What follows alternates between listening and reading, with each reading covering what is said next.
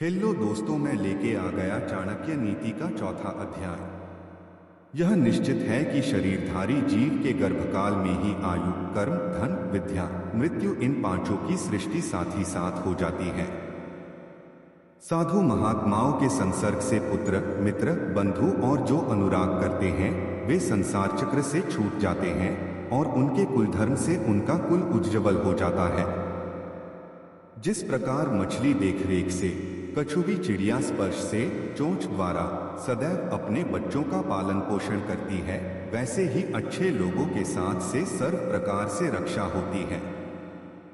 यह नश्वर शरीर जब तक निरोग व स्वस्थ है या जब तक मृत्यु नहीं आती तब तक मनुष्य को अपने सभी पुण्य कर्म कर लेने चाहिए, क्योंकि अंत समय आने पर वह क्या कर पाएगा। विद्या कामधेनु के समान सभी इच्छाएं पूर्ण करने वाली है। विद्या से सभी फल समय पर प्राप्त होते हैं।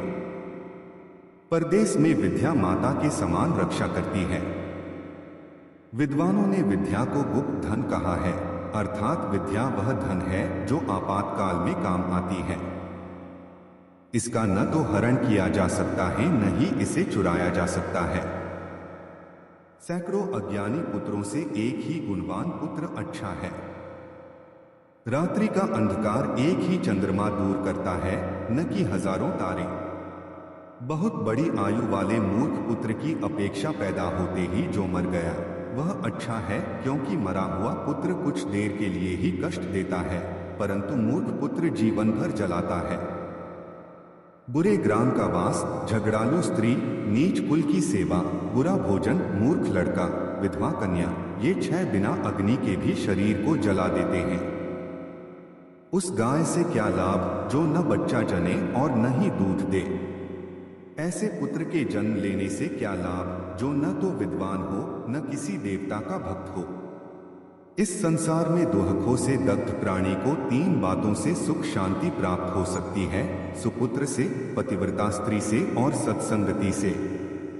राजा लोग एक ही बार बोलते हैं, आज्ञा देते हैं। पंडित लोग किसी कर्म के लिए एक ही बार बोलते हैं, बार बार श्लोक नहीं पढ़ते। कन्याएं भी एक ही बार दी जाती हैं। ये 3 एक ही बार होने से विशेष महत्व रखते हैं।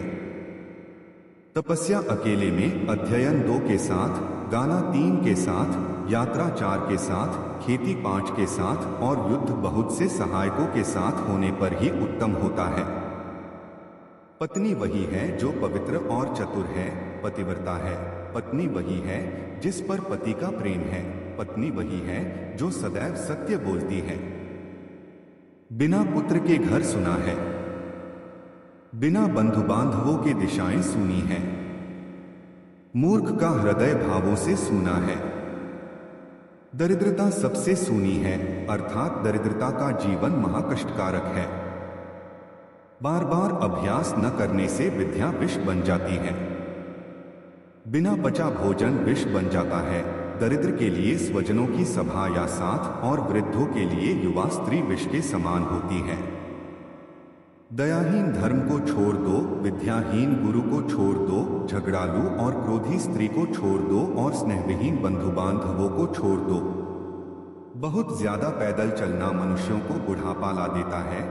घोड़ों को एक ही स्थान पर बांधे रखना और स्त्रियों के साथ पुरुष का समागम न होना और वस्त्रों को लगातार धूप में डाले रखने से बुढ़ापा आ जाता है। बुद्धिमान व्यक्ति को बार बार यह सोचना चाहिए कि हमारे मित्र कितने हैं, हमारा समय कैसा है, अच्छा है या बुरा, और यदि बुरा है तो उसे अच्छा कैसे बनाया जाए। हमारा निवास स्थान कैसा है, सुखद, अनुकूल अथवा विपरीत, हमारी आय कितनी है और व्यय कितना है, मैं कौन हूँ, आत्मा हूँ अथवा शरीर, स्वाधीन हूँ अथवा पराधीन, तथा मेरी शक्ति कितनी है।